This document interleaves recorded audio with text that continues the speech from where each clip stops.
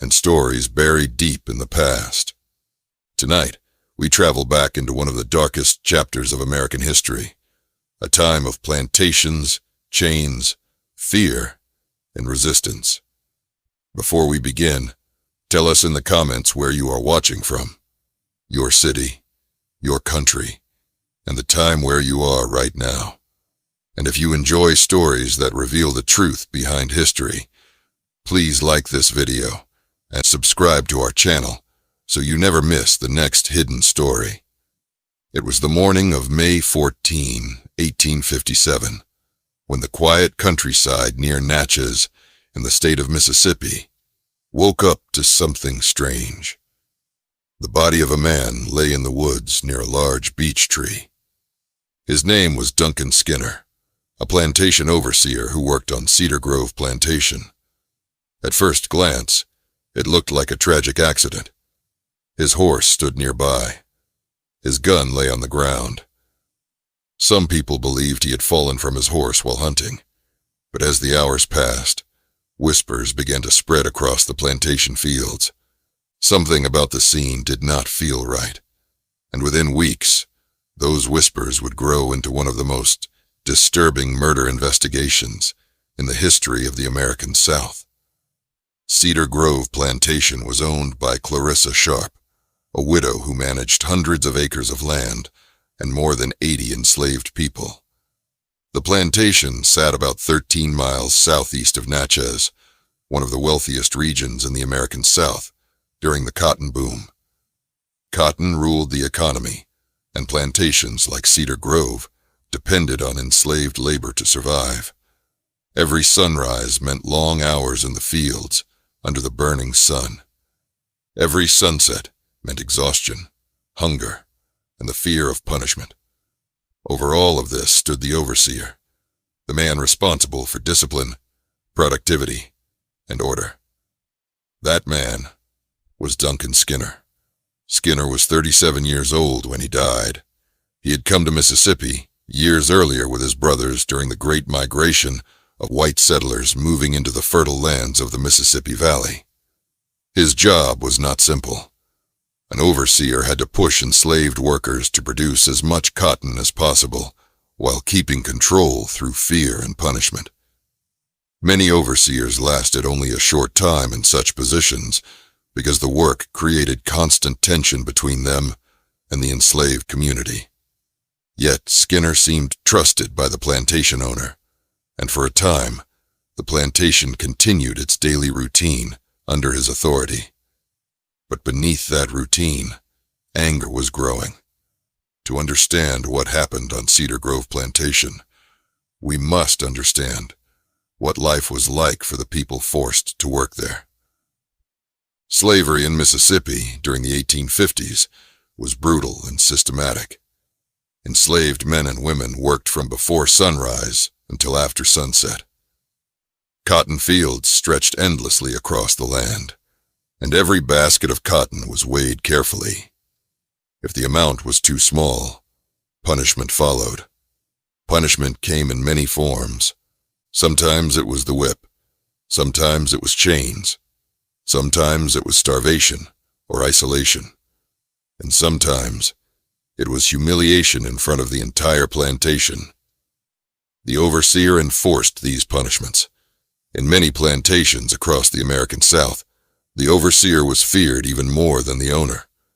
The owner might live in the large house and appear only occasionally in the fields, but the overseer was there every day, watching every movement. Many historical records suggest that Duncan Skinner was not a gentle man. Some accounts describe him as harsh and quick to punish. Violence was a common tool used by overseers across the region. Enslaved people had almost no protection under the law. If they were beaten, they had no court to appeal to. If they were threatened, they had nowhere to run. The law treated them as property, not people. Among the enslaved workers at Cedar Grove were 3 men whose names would soon be remembered in court records and local newspapers.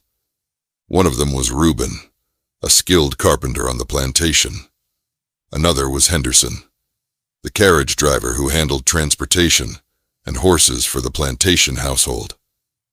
The third was Anderson, a field worker who labored daily in the cotton fields. At first glance, these three men seemed ordinary members of the plantation workforce. Reuben built and repaired structures.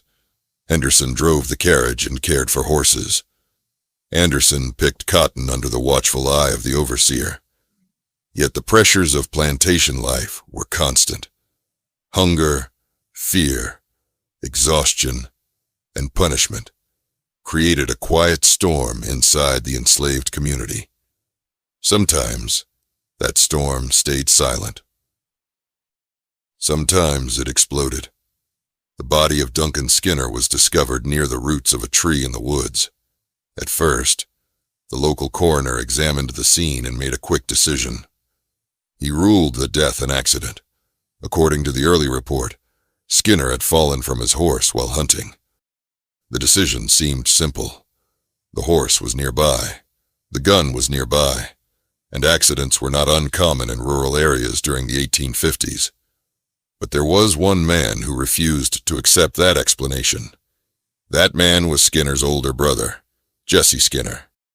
When Jesse examined the scene himself, he noticed strange details. The saddle on the horse was not the one Duncan normally used when hunting. The game bag lying nearby was old and torn, not the one Duncan usually carried. And the body itself lay in an unnatural position against the roots of the tree, almost as if it had been placed there. Even stranger, the wound on Duncan Skinner's head did not match the position of his body. The injury was on one side of his head, while the side touching the tree was the opposite. It looked less like a fall and more like a blow. Then another disturbing detail appeared. Money was missing from Skinner's cabin. For Jesse Skinner, this was no longer an accident. This was murder. Weeks passed before the investigation truly began. During those weeks, the plantation continued its daily routine. Cotton was planted. Fields were cleared. Meals were cooked. Yet beneath the routine, tension was growing. Finally, a group of powerful local planters decided to investigate the death themselves. In the South, during the slavery era, wealthy plantation owners often took justice into their own hands. Courts were slow. Evidence was uncertain. And when enslaved people were suspected of crimes, planters often relied on interrogation and punishment rather than formal legal procedures. One morning in late June, a group of 18 white men rode onto Cedar Grove Plantation. They were led by Alexander K. Farrar, a prominent planter and politician in Mississippi. These men had come to uncover the truth behind the overseer's death. The enslaved workers were gathered together. Some were forced to stand in lines. Others were tied to trees to prevent them from hearing the questioning. Fear spread quickly through the plantation community. The first person questioned was Jane, the plantation cook. Jane knew everything that happened in the plantation household. She prepared food, heard conversations, and observed the daily routine of the overseer and the workers. When the investigators began questioning her, something unexpected happened. Jane began to talk. She told the investigators that the overseer had not died in an accident. She said he had been murdered. And then she named 3 men: Henderson, Anderson, and Reuben. The investigation was only beginning. What Jane revealed next would shock the entire plantation community and send fear through the Mississippi countryside. Because according to her story, the death of Duncan Skinner had been carefully planned. And the truth behind that plan was far darker than anyone expected. When the cook named Jane spoke the names Henderson, Anderson, and Reuben, the air around Cedar Grove Plantation seemed to freeze. The men leading the investigation stared one another in silence. They had expected fear, confusion, maybe rumors, but they had not expected such clear accusations. In the world of plantations, Speaking against anyone could bring terrible punishment. For an enslaved woman to name 3 men in connection with the death of the overseer meant she believed the truth could no longer stay hidden.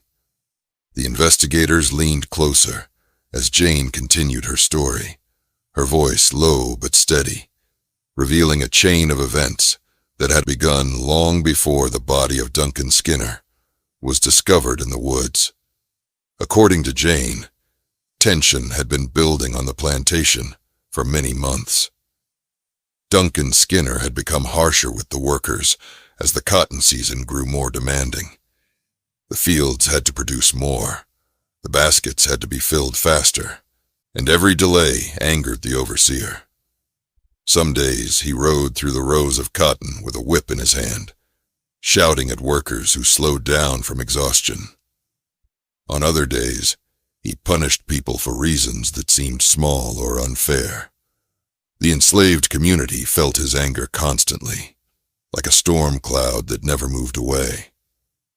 People spoke quietly in their cabins at night, careful not to let their voices carry into the dark fields. Among those who felt the pressure most strongly was Reuben. Unlike many field workers, Reuben spent much of his time repairing buildings and tools across the plantation. He built fences, fixed wagon wheels, and mended broken doors. This work meant he moved between the quarters, the barns and the storage houses, hearing many conversations and observing many moods. People trusted him. They spoke to him in quiet moments about their fears and frustrations. Reuben rarely spoke loudly or showed anger in public, but those who knew him well could see the weight he carried inside. Life on the plantation had hardened him, and the overseer's punishments had touched people close to him.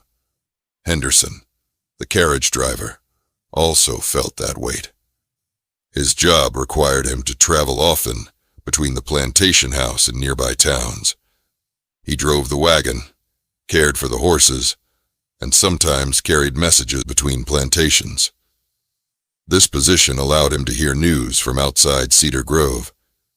He heard about other plantations, other overseers, and other conflicts between enslaved workers and those who controlled them. When he returned to the quarters at night, he sometimes shared these stories with trusted friends, and sometimes those stories sparked dangerous thoughts. Jane told the investigators that one evening, during the early spring of 1857, a quiet conversation took place near the cabins where the enslaved workers slept. The sun had already set, and the plantation was mostly silent, except for the sounds of insects in the fields. A few men sat outside one of the cabins, speaking in low voices. Among them were Reuben, Henderson, and Anderson. The conversation began like many others. They spoke about the long hours in the fields, the coming cotton season, and the punishments that had become more frequent. Anderson had recently been whipped for failing to meet his daily cotton quota after becoming sick in the heat. The marks on his back had not yet healed. Henderson had been threatened with punishment when a horse under his care became injured. Reuben had been forced to repair fences through the night after a storm knocked them down, receiving no rest before the next day's work. But that night, the conversation slowly changed. Instead of simply complaining about their situation, the men began asking questions that carried danger with them, questions about whether things would ever change, questions about whether the overseer's power was truly unbreakable. No one spoke loudly. They understood the risks. On a plantation, even whispers could be heard by the wrong person. Yet the frustration inside them had grown too large to ignore. Each man had seen others suffer under Skinner's authority. Each man had felt the fear that came whenever the overseer rode across the fields. And slowly, the idea emerged. At first, it was only a suggestion, almost a test of the other's reactions. Someone asked what would happen if the overseer simply disappeared. Someone wondered whether the plantation would continue the same way without him. Someone else spoke about the woods beyond the fields, places where people rarely traveled. The words hung in the warm night air. No one laughed. No one walked away. Instead, the three men sat in silence for a long moment, understanding that they had crossed a dangerous line simply by thinking such thoughts. In the weeks that followed, Jane said the men began to watch the overseer more closely. They observed his routine, his habits, and the times when he rode alone across the plantation. Duncan Skinner often spent part of his day inspecting distant fields or checking the edges of the property where fences needed repair. Sometimes he carried his hunting rifle and rode into the woods looking for game. These trips into the woods were common enough that no one questioned them, but for the three men who had shared that dangerous conversation, the trips meant something different. They represented moments when the overseer was away from the eyes of the plantation house and beyond the hearing of other workers. Reuben noticed something else as well. Skinner often changed the saddle on his horse, depending on the task he planned to do that day.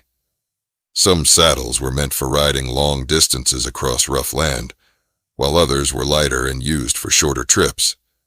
This small detail might have seemed unimportant to others, but Reuben's work around the plantation had taught him to notice such things. Henderson, because he cared for the horses and wagons, understood the overseer's riding habits better than anyone. He knew which paths Skinner usually took when he went hunting. He knew the areas where the woods were thick and quiet. Anderson, who spent his days in the fields, often saw the overseer riding at the edge of the property, where the cotton rows ended and the forest began. Piece by piece, the three men began to see a pattern. Skinner's movements were predictable. His confidence made him careless. And in the deep woods beyond the plantation fields, there were places where no one would hear a struggle. According to Jane's testimony, the day that changed everything began like any other morning on Cedar Grove Plantation. The sun rose slowly over the cotton fields, and the enslaved workers moved out to their tasks.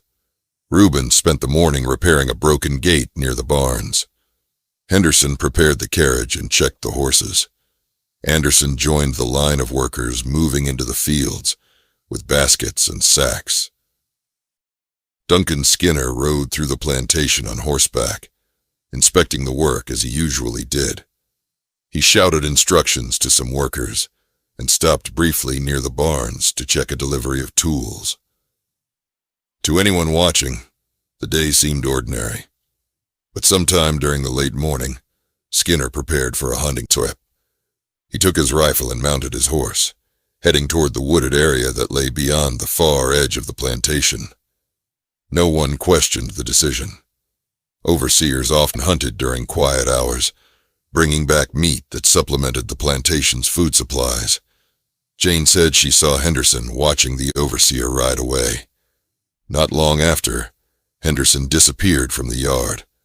Later, Anderson also left the fields for a short time, and somewhere near the barns, Reuben finished his work on the gate and walked toward the tree line.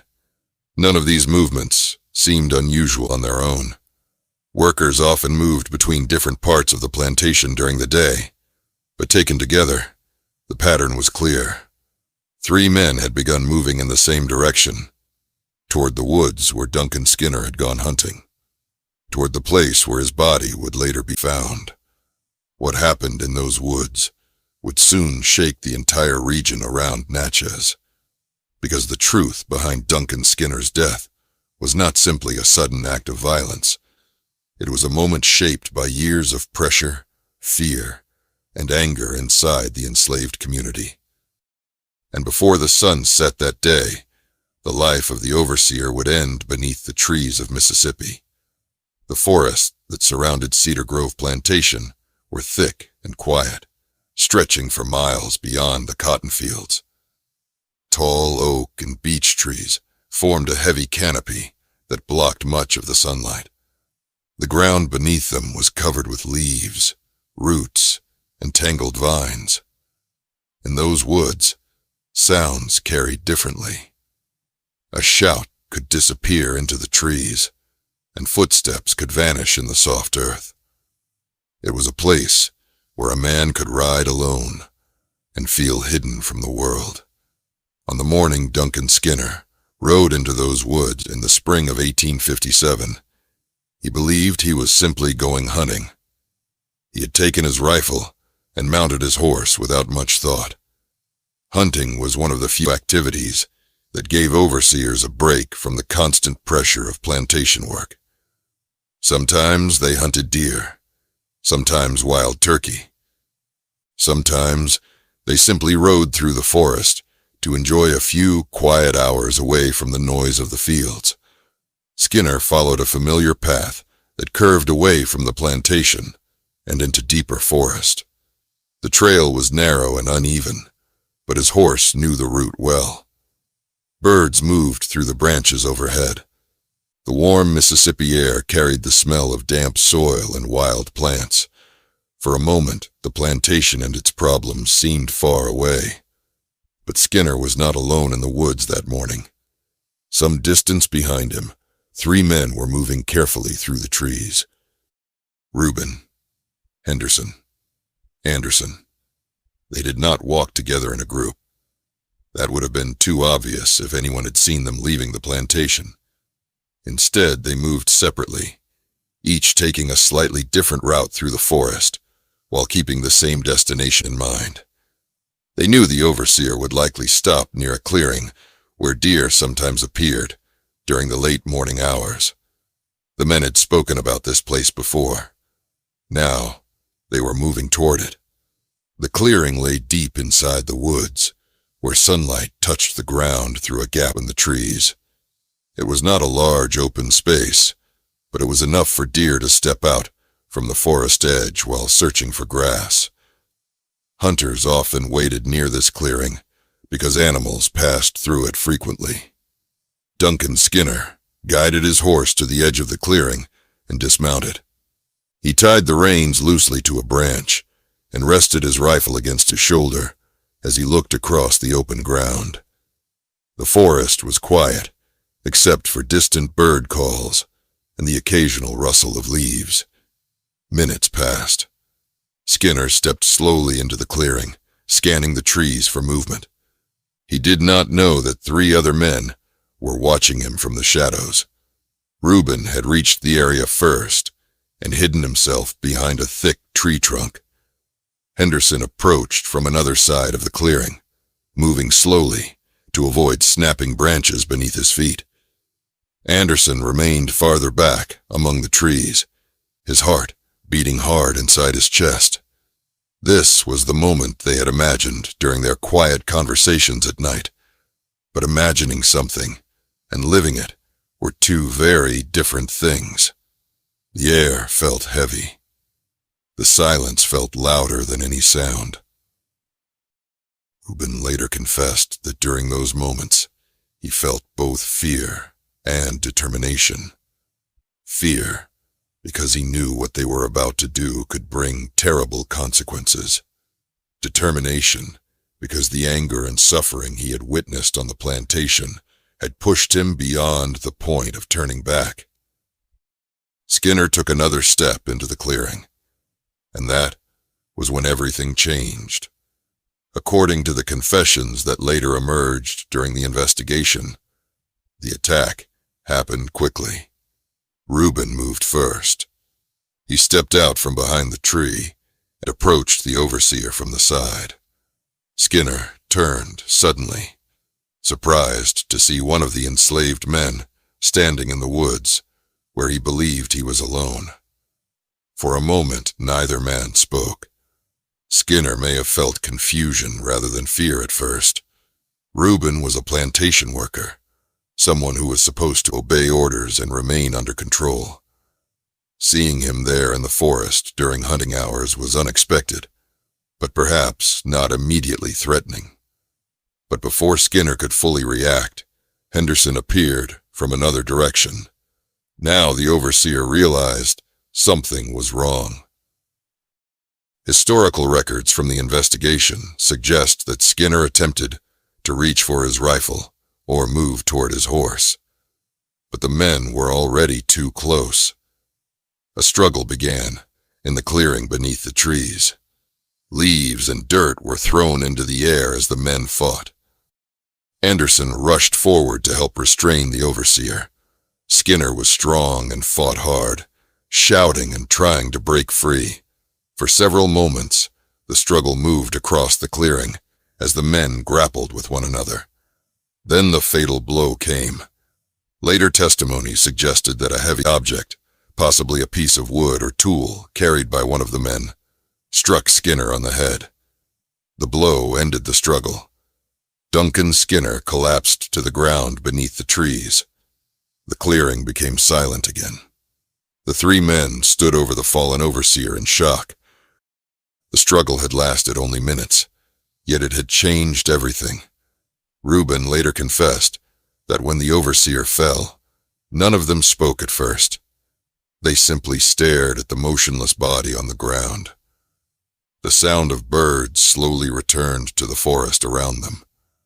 The horse tied near the trees shifted nervously, but did not run. At that moment, the men understood the danger they now faced. Killing an overseer was one of the most serious crimes imaginable in the slave-holding South.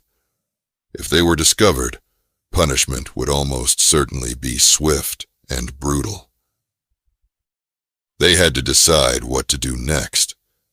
After a short discussion, the men tried to make the death appear like an accident.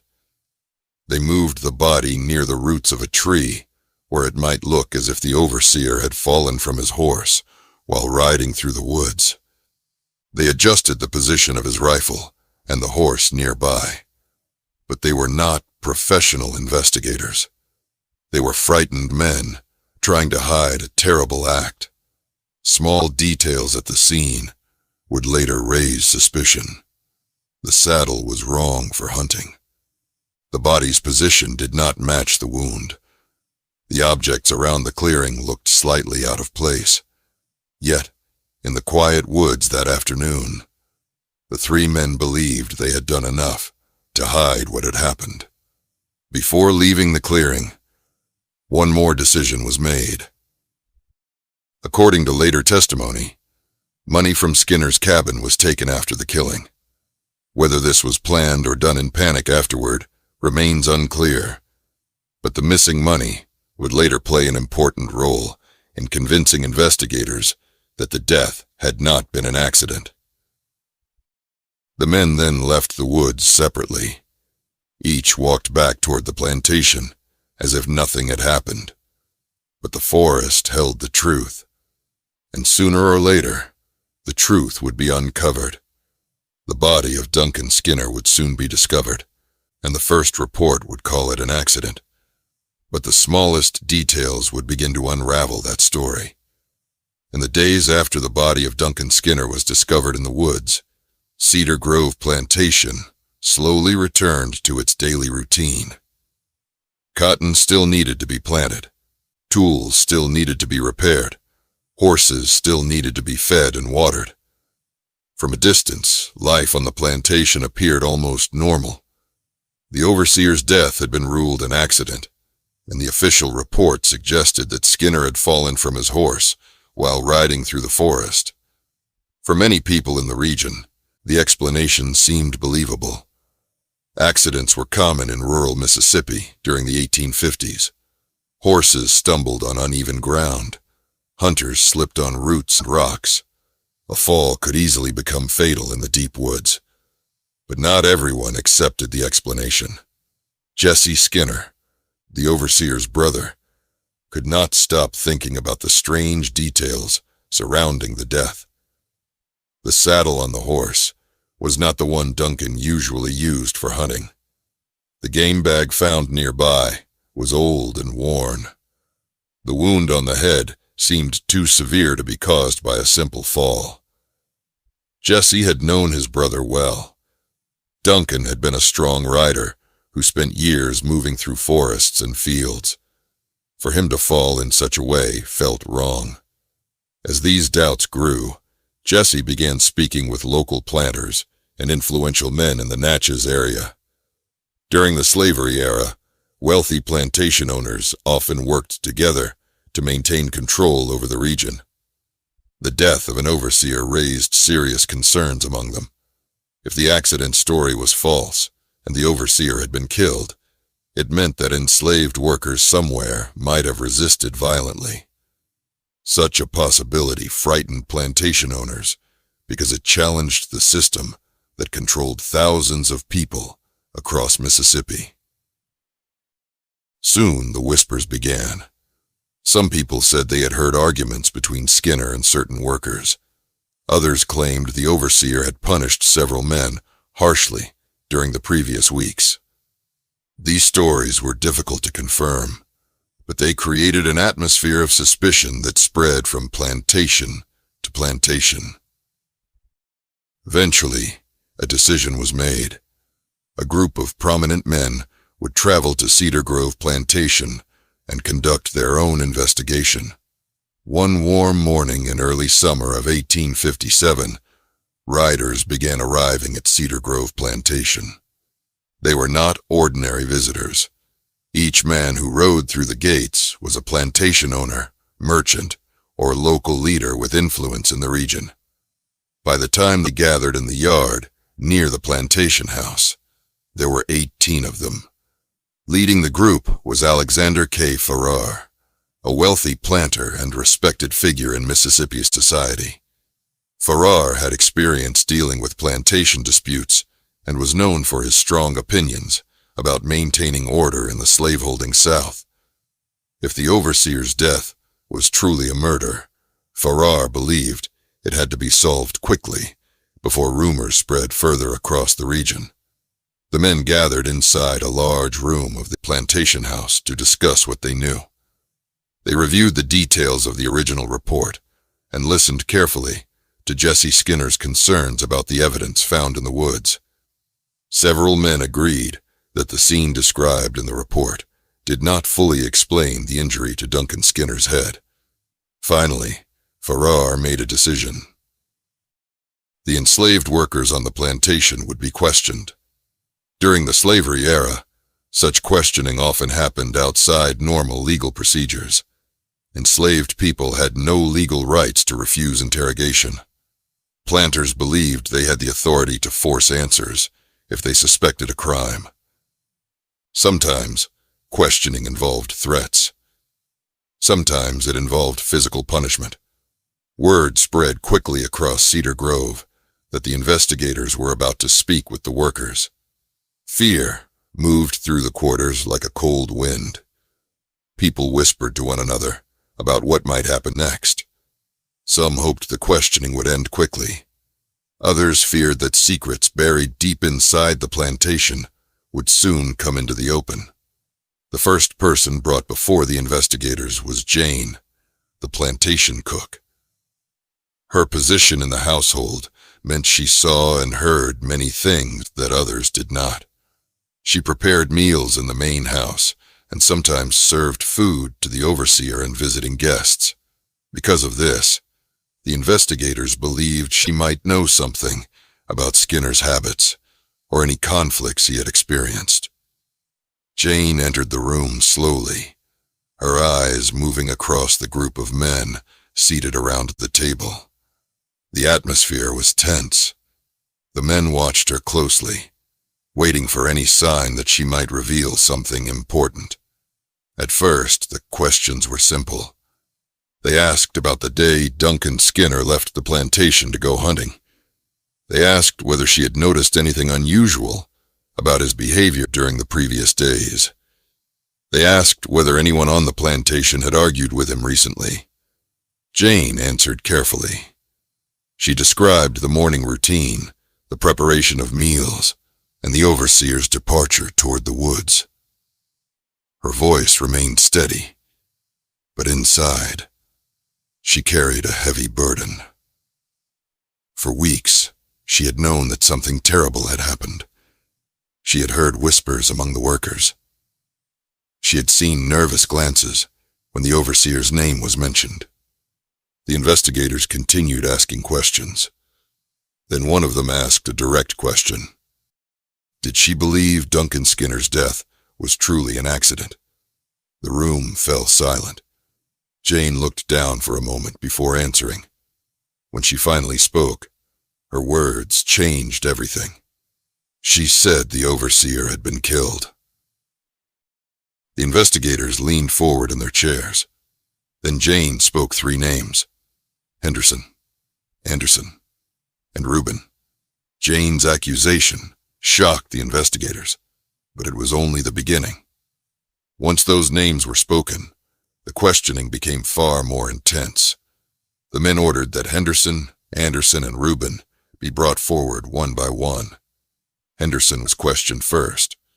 At the beginning, he denied any involvement. He insisted he knew nothing about the overseer's death and had spent the day performing his normal duties on the plantation. But the investigators continued pressing him with questions. They repeated Jane's accusation and demanded to know why his name had been mentioned. Hours passed. The pressure inside the room grew stronger. Finally, Henderson's resistance began to weaken. Historical records suggest that during interrogations like this, enslaved men often faced threats or physical punishment until they spoke. Under such pressure, Henderson eventually admitted that he had been in the woods on the day Duncan Skinner died. The investigators immediately called for Reuben. When Reuben entered the room, he faced a wall of angry and suspicious faces. The men wanted answers, and they believed Reuben held the key to the mystery. At first, he said little, but as the questioning continued, the investigators described what Henderson had already admitted. They spoke about the clearing in the woods. They described the struggle. They mentioned Anderson's presence. Slowly, the story began to unfold. Reuben eventually confessed that Duncan Skinner had been killed in the forest. He admitted that 3 men had confronted the overseer and that a fight had taken place. During that struggle, Skinner had been struck and killed. The confession confirmed what Jesse Skinner had suspected from the beginning. The overseer's death had not been an accident. It had been murder, and the 3 men standing accused now faced a terrifying future. The news of the confession spread quickly across the Natchez region. Planters, merchants, and ordinary citizens began discussing the case in towns and plantations across Mississippi. But the story was far from over, because the next stage of the investigation would bring a formal trial, and that trial would reveal even more details about the hidden tensions inside Cedar Grove Plantation. After the confessions were made on Cedar Grove Plantation, the case could no longer remain a private investigation among plantation owners. The death of Duncan Skinner had become a matter for the courts of Mississippi. Word spread quickly through the town of Natchez and across nearby plantations. Conversations filled taverns, markets, and front porches. People wanted to know how an overseer, a man responsible for maintaining order on a plantation, could be killed by the very men he was meant to control. In the summer of 1857, local authorities prepared to bring the accused men before the court. Reuben, Henderson, and Anderson were taken into custody. Guards watched them closely as they were moved away from Cedar Grove Plantation and toward the courthouse in Adams County. The journey itself was tense. Roads in Mississippi during that time were often quiet stretches of dirt surrounded by forest and farmland. Yet, along those roads, people whispered about the prisoners being transported through the region.